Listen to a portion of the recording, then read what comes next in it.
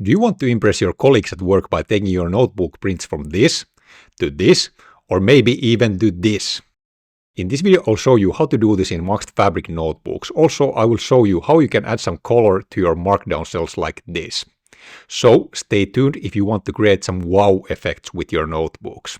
Welcome to the video. My name is Alex and on this channel I cover Maxed Fabric and Azure related topics. Today I want to show you a cool little trick that can really impress even those senior developers, since I have noticed that most people working in Fabric are not aware that this is even possible. And this trick is to add some color to your notebook prints and also to your Markdown cells. But now without further ado, let's open up Notebook and check out how this can be done.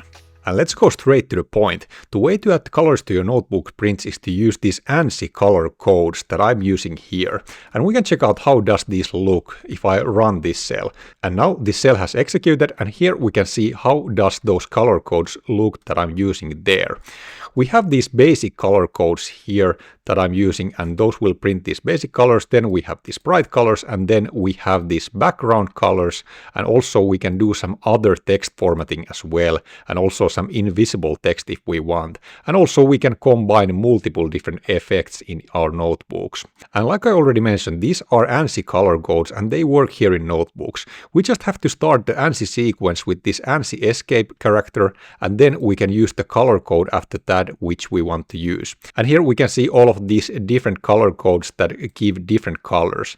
Then we have different codes for those bright colors, and then we have different codes for those background colors, and also different codes for those formatting things. And we can also combine multiple effects by using this semicolon as a separator.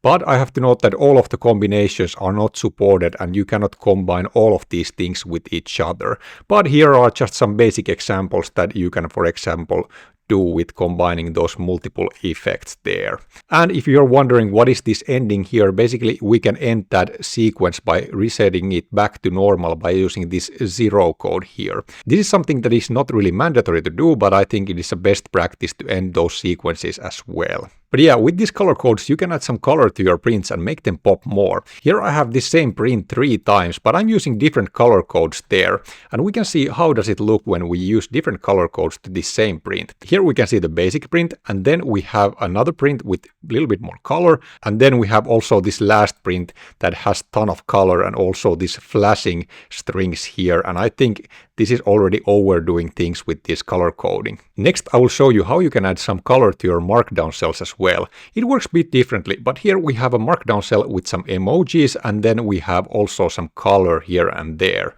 And I can show you how to do this in Markdown.